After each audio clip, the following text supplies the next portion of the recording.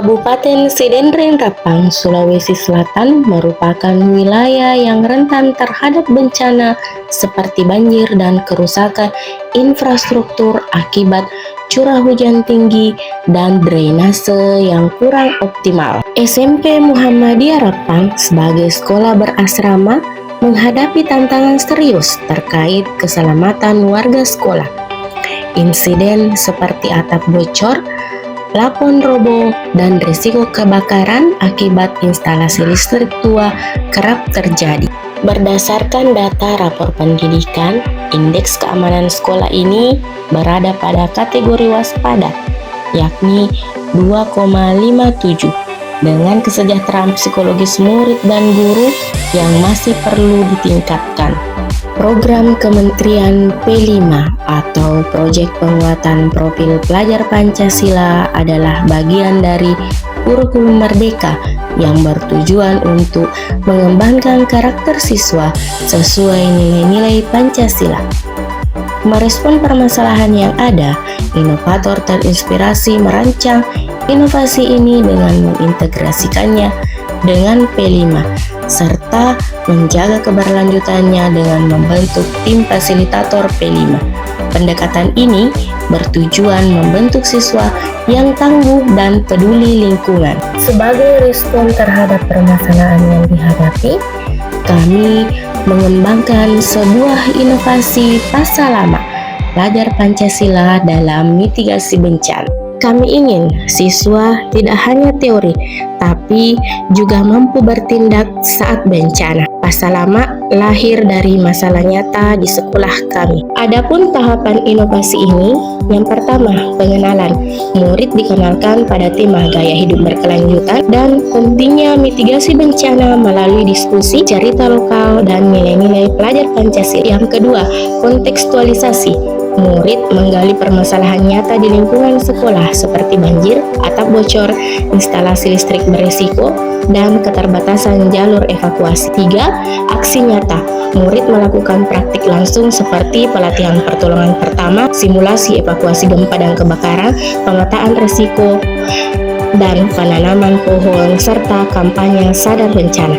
Keempat, refleksi. Murid dan guru merefleksikan pengalaman, dampak aksi terhadap lingkungan sekolah, dan nilai karakter yang berkembang selama proyek. Kebencanaan di lingkungan sekolah itu sangatlah penting karena dapat membekali siswa dengan ilmu pengetahuan dan keterampilan dalam menghadapi situasi yang darurat.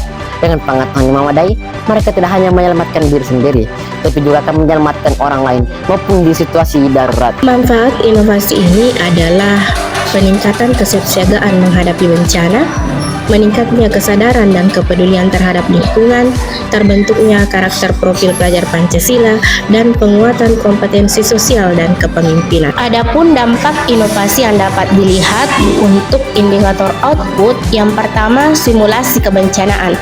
100% siswa telah mengikuti pelatihan evakuasi gempa dan kebakaran, termasuk penggunaan alat tradisional gandok-gandong sebagai sistem peringatan dini. Yang kedua, pelatihan keterampilan. Sebanyak 72 siswa terlatih dalam pertolongan pertama dan penggunaan APAR berkat kolaborasi dengan BPBD dan Damkar. Yang ketiga, aksi lingkungan. Upaya penanaman pohon, pemilahan sampah, dan pengolahan sampah. Untuk indikator outcome dapat dilihat dari indeks keamanan sekolah naik dari 2,57 pada tahun 2022 menjadi 73,93 pada tahun 2024. Pengurangan 70% sampah plastik di lingkungan asrama dan 47 pohon yang telah ditanam selama inovasi ini berjalan. Sebagai kepala sekolah, saya menyaksikan sendiri bagaimana sebuah inovasi pasal lama ini mengubah cara pandang kita terhadap pendidikan.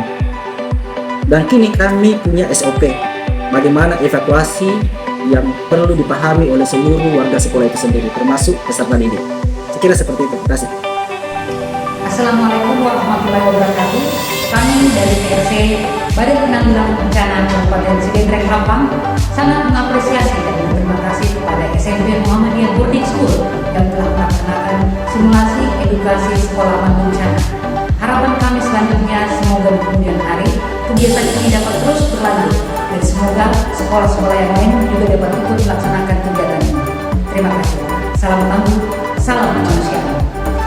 Kesan yang saya dapatkan adalah simulasi membantu membiasakan diri dengan situasi darurat sehingga mengurangi potensi kepanikan saat bencana terjadi di kehidupan. Pesan saya setelah mengikuti simulasi bencana yaitu kegiatan ini memberikan pemahaman yang lebih baik tentang jenis-jenis bencana yang mungkin terjadi dan dampaknya. Pesan yang saya dapatkan adalah meningkatkan kesadaran dan pemahaman tentang